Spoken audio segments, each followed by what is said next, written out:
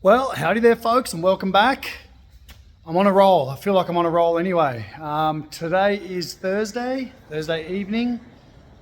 Tomorrow's what we celebrate as Anzac Day to remember the fallen soldiers of Australia and New Zealand Corps. It's an Aussie thing. Then Friday, we've decided to take a day off. So we've got Thursday, Friday, and then Saturday, Sunday. So I've got a 4-day weekend, and there's a lot that I could be doing. There's a lot that I could be doing to try and get, some of these back on the road or, finish this thing off here. I actually have bought, that length of tube to build a front bull bar for this thing, which is basically the last thing it needs doing, but I'm not going to do any of that. No, I'm not going to do any of that. I'm going to try and stab the 1916 back in the rat trap. I'm going to try and do it tonight. Basically, there's a lot of scraping issues going on now. I believe the exhaust is now, with the different tyres and whatnot, is low, and the roads around here are terrible. This is a new tri-mill exhaust that I scored. It seems to be just that bit higher. So I'm going to try and if I'm changing an exhaust, it's a lot easier to just rip the motor out and then if I'm going to rip the motor out, hey, I'd like to see the 1916, how it goes with carbs on it. I've only ever had it with a turbo on it. The first time I got this fixed up, got the heads done and stabbed it in a car, it went straight to turbo. So I'm thinking, hey, let's try it with a set of dual 40s. I've rebuilt these carbs.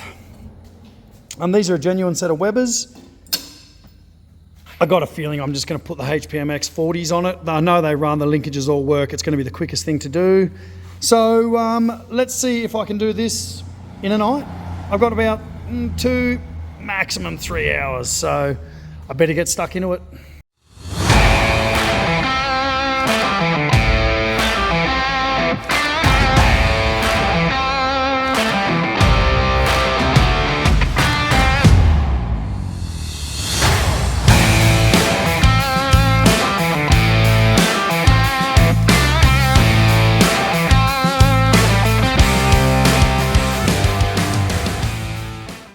So this is the 1776 that I've been running for a bit. It's been in there for, 6 months or so. Great little engine, seems to run pretty good. Has developed a few oil leaks. One of them, not really sure exactly where they're coming from. Probably a rear main again. Anyway, so it's got these dual Webers on it that I got from California when I was there. It's got my MagnaSpark 2 distributor on it that I would like to rip out. What I'll probably end up doing is actually just yank that out, rip everything off it, put it straight on here, button this exhaust up and stab it in and call it done. Removable rear valance should make it a little bit easier. Look, let's just get cracking. So I've managed to extract that with, minimal effort. Not too big a deal, really. I've done this a few times now. So looking in here, we've still got, a telltale oil leak around the back there. Not as bad as what have had other ones. Sometimes that's, full of oil there. So look, not too worried about that on this engine. What I did notice, and I'm not sure if it's, let's see if I can, a lot of, what I can only assume is fuel around there. Did that happen before or after disassembly? I guess, and maybe a little there as well. Oh no, I sprayed Jazz on that. That's right. That was a bit of this stuff to make the bolts come off easy. Anyway, righto. Well, I'm just going to pull this thing down. I've just got to decide how far to go on it. The tinware on this one's kind of scratched up. Maybe I'll just pull the fan housing off, swap the fans over, the alternators over. Definitely going to do the carbs. That tinware's fine. I don't know, I'll just get into it.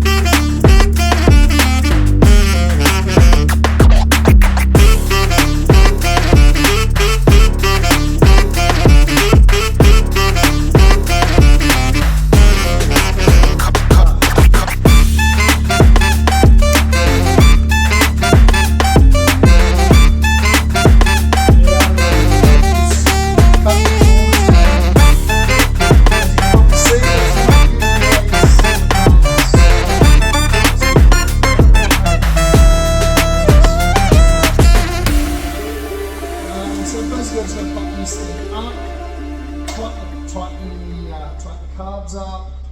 The linkages should be sweet. Tighten the exhaust up, fan belt, some tin wear. I've got to do some underneath tin wear. The back tin wear, the oil cooler tin wear, and the good thing about this exhaust, it's got an O2 sensor button, which I've been planning on welding in that other one anyway. Looking a bit closer, I just don't know if I am actually going to gain any clearance with this. It's definitely a bigger muffler. Hopefully it quietens things down a bit. It's loud. Every car mine's loud and I'm trying to make it quieter. Right, anyway, I'm just going to keep buttoning this up. The other thing I do have to change over is the flywheel. This one has a 6-bolt flywheel. They're both 8 dowels, so that was kind of one of the things I've been planning on doing. Anyway, I'll keep cracking.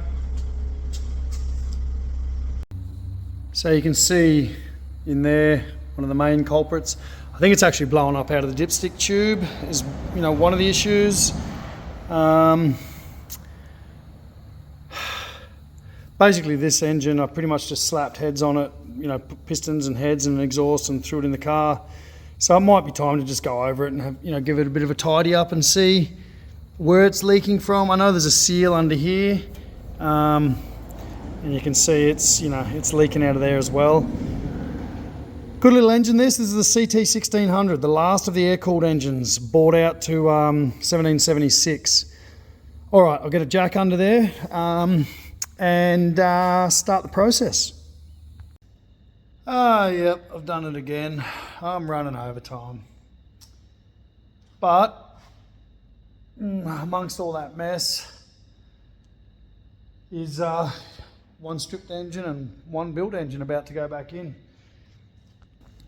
I just thought I'd show you this bit before I get too far ahead. So this is the flywheel that I pulled out of Carlin's engine. I've never taken this flywheel out. This is a 6-bolt flywheel. The main issue I had was I never owned another 8-dowel flywheel and I just didn't really want to buy one. So this thing here, yeah, you can see the coarse teeth in it, and you can run a 6-volt flywheel on a 12-volt car by just using a 6-volt starter, but it's not the best, So this is the flywheel that came out of the 1776, the Baja. It's a lightened flywheel. Now I'm looking at it, someone's machined the hell out of this. So, that probably helps it rev a bit. You can see, the difference in the machined edge from that flywheel to that flywheel. Probably got another couple there we could have a look at, but that's just me kind of checking that out. I'm just going to give this thing a good clean up and bolt it in. I should put a new O-ring in that one as well. slightly different on the... It looks slightly different in there. Hopefully it's not. They should be the same. They should just bolt on. Anyway, I'll give this thing a clean up. I think I've got a new O-ring there. I'll find one and just put it in. And then we can stab this thing in the car. Well, it's late. And things have not gone well. There's oil everywhere. Shop's a mess. That was the hardest fight, getting an engine in the car, that I've had to date. It just didn't want to fit, and I know there's a way you're meant to take the carbs off first and do a thing, but I just can't see any way. Those carbs were hard enough to mount out of the car. How the hell are you supposed to put them on in there? Anyway, maybe someone knows. Tell me, please. I put some oil in it. I've hooked it back up. Basically, I've just got to hook the battery up and we're going to just see if it starts. Don't know, haven't set the timing. I've done nothing, basically. Let's see.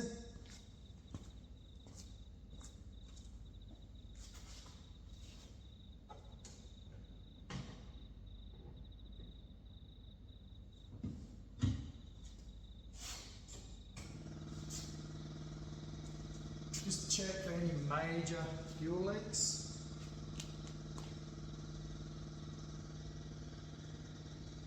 Checked, I guess. Yeah, it's pressurising the pump. Let's kick her in the guts and see what happens.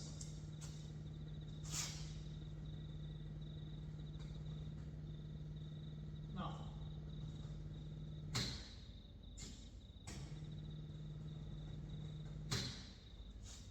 Have I accidentally unplugged the starter? Probably. I'll crawl under there and have a look. Let's see.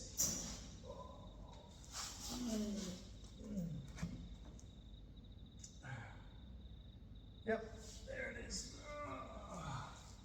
There it is. Okay, where do you want to go? You want to go on. I'm guessing that one. Righto. Oh, let's give that another shot.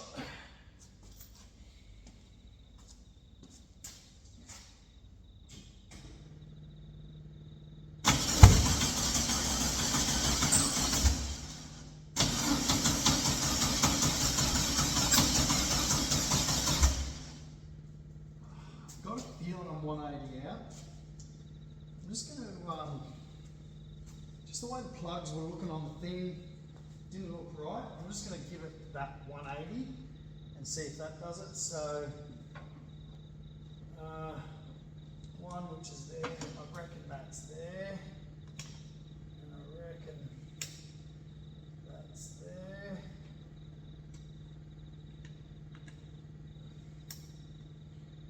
And then, so that's 4, so then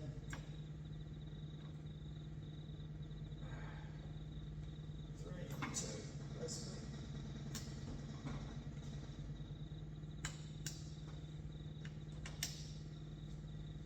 Give that a shot, see what happens.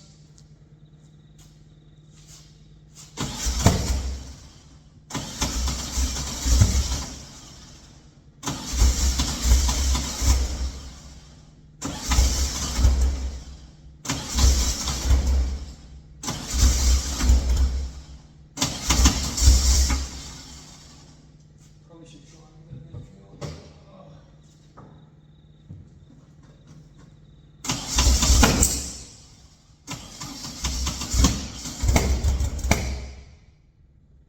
Now that sounds like it's 180 out. That definitely sounds like it's 180 out. So I'll go back to how it was.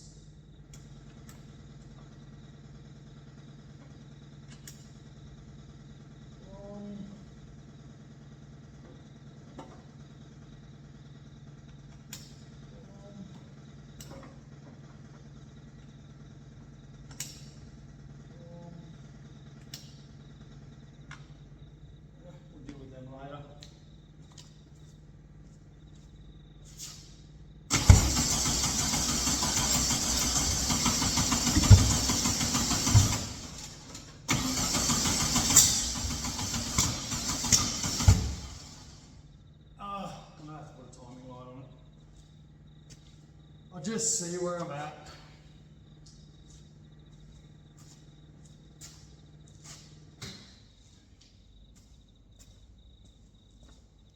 Give me a second, I'll just set something up. Let's try it again. Flip them around, flop them around. I think what I did have was somehow I'd ended up with the wrong firing order. But